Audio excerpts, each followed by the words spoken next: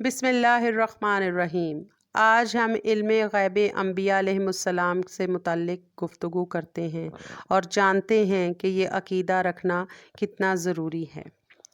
علم غیب انبیاء کا مفہوم جاننا سب سے پہلے ضروری ہے کہ اس کا کیا مطلب اور کیا مفہوم ہے۔ ہم سب یہ جانتے ہیں کہ اللہ رب العزت نے حضور نبی اکرم صلی اللہ علیہ وآلہ وسلم اور دیگر انبیاء اکرام علیہم السلام کو علم غیب عطا فرمایا۔ آپ صلی اللہ علیہ وآلہ وسلم کو یہ علم مرحلہ وار عطا فرمایا اور آخر کار علم کلی عطا فرما دیا گیا۔ انبیاء اکرام علیہم السلام کا علم غیب عطائی ہے اور علم غیب انبیاء علیہم السلام اور آپ صلی اللہ علیہ وآلہ وسلم کے علوم کا حصہ ہے۔ انبیاء کرام علیہم السلام اور ہمارے آقا حضرت محمد مصطفیٰ صلی اللہ علیہ وآلہ وسلم کو علم غیب کا عطا ہونا قرآن مجید اور احادیث مبارکہ سے ثابت ہے، اور اس کا انکار کرنا قرآن اور حدیث کا کھلا انکار ہے۔ ہم یہ جانتے ہیں اور قرآن کریم اس بات پر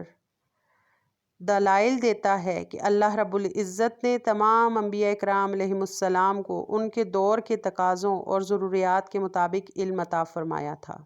کسی کو علم اسماء عطا کیا گیا تو کسی کو علم تعبیر خواب سکھایا گیا، کسی کو تورات کی صورت میں علم دیا گیا اور کسی کو زبور اور انجیل کے علم کا مالک بنایا گیا۔ کوئی علم لدنی کا مستحق ٹھہرا تو کوئی حکمت کے خزانوں کا۔ الغرض ہر نبی کو اس کے دور کی ضروریات اور تقاضوں سے بڑھ کر علم میسر آیا تاکہ وہ اپنی اپنی امت کی رہنمائی کر سکے۔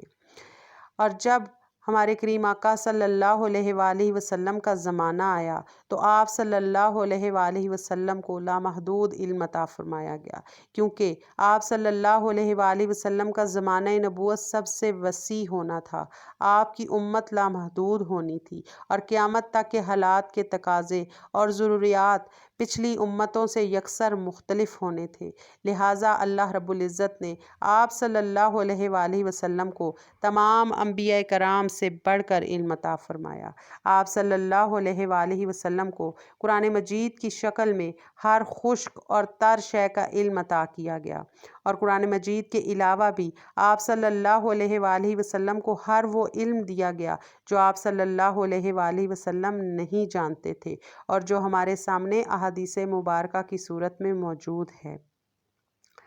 ہم یہ جانتے ہیں کہ مشاہدہ حصول علم کا ایک قوی اور اتھینٹک ذریعہ ہوتا ہے۔ اللہ رب العزت نے شب معراج نہ صرف ساری کائنات کا آپ صلی اللہ علیہ وآلہ وسلم کو مشاہدہ کروایا بلکہ خود اپنے انوار و تجلیات سے بھی مستفید فرمایا، حتیٰ کہ اپنی ذات بابرکات کا مشاہدہ بھی اپنے نبی کو کروایا۔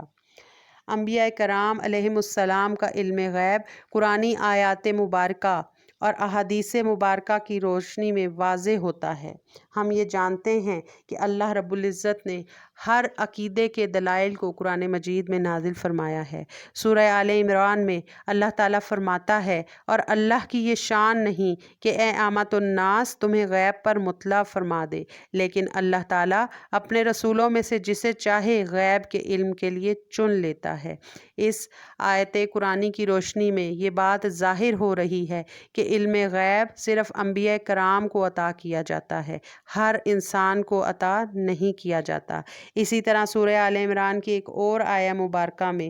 حضرت عیسیٰ علیہ السلام کا تذکرہ ہے، جو اپنی قوم سے مخاطب ہو کر ارشاد فرماتے ہیں، اور جو کچھ تم کھا کر آئے ہو اور جو کچھ تم اپنے گھروں میں جمع کرتے ہو میں تمہیں وہ سب کچھ بتا دیتا ہوں۔ ہم یہ دیکھتے ہیں، جانتے ہیں اور سنتے ہیں کہ اللہ تعالیٰ غیب کی خبروں پر بشکل وحی انبیاء کرام علیہم السلام کو خود مطلع فرماتا ہے، اور قرآن مجید کی سورۃ التکویر میں اللہ تعالیٰ یہ ارشاد فرما رہے ہیں کہ وہ نبی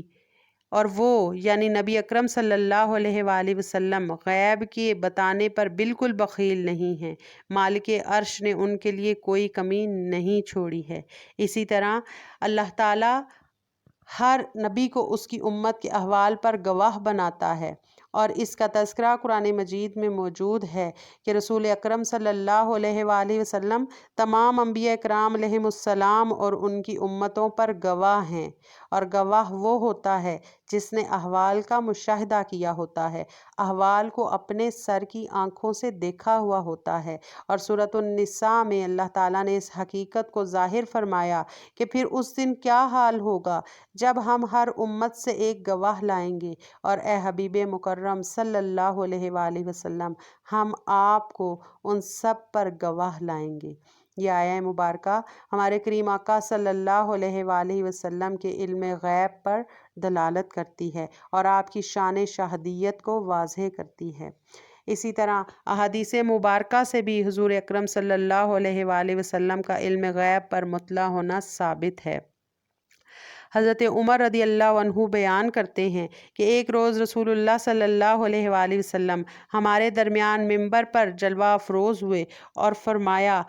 کہ آپ صلی اللہ علیہ وآلہ وسلم نے مخلوقات کی ابتدا سے لے کر جنتیوں کے جنت میں داخل ہو جانے اور دوزخیوں کے دوزخ میں داخل ہو جانے تک ہمیں سب کچھ بتا دیا۔ جس نے اسے یاد رکھا اور جو اسے بھول گیا سو وہ بھول گیا۔